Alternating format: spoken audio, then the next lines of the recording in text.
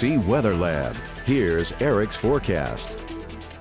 For all you sick and tired of this heat and humidity, I have some bad news as it looks like it's sticking around for at least a few more days, especially the next couple, as we'll continue to have mid-90s for highs with feel-like temperatures into those triple digits. But by this weekend, I do think rain chances will be going up, and that might drop temperatures a little bit into the upper 80s and lower 90s, but still unseasonably warm the next several days. And so to kind of get you into the fall spirit, we got the fall countdown for you as officially on Saturday.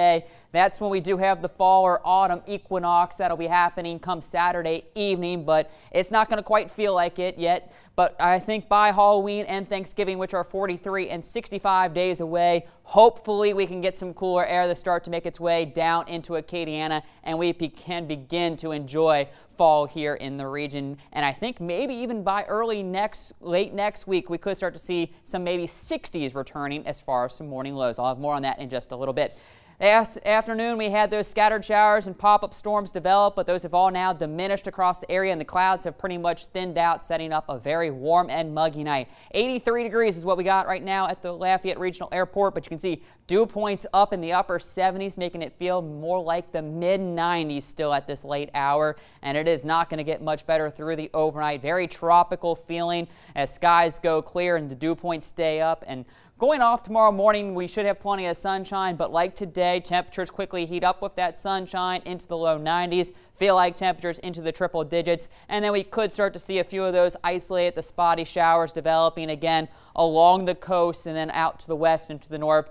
Could see a better chance for that. We'll go 20% for the rain on our Wednesday. Moving into Thursday, not a whole lot changes. Could still even have a few showers around come Wednesday evening, but they should quickly fade once the sun goes down. You do see come Thursday, winds turning out of the south, and that'll bring that southerly flow, sea breeze across the area, I think giving us a little better rain chance. The model might be underdoing this. It's not showing a whole lot, but I do think maybe a 30-40% chance for the rain come Thursday afternoon. Heading into our Friday, a low pressure system will begin to move over into Texas. That'll send us a little bit more moisture, so you can see a little better rain chances. We'll go 40-50% come Friday afternoon. Could linger into early evening, so some of those Friday night football games as they're getting started around 6-7 o'clock could have an isolated shower, but I think by the second half most of the rain is coming to an end. Saturday afternoon again could have to dodge some scattered showers and storms as you're maybe tailgating for the UL or LSU game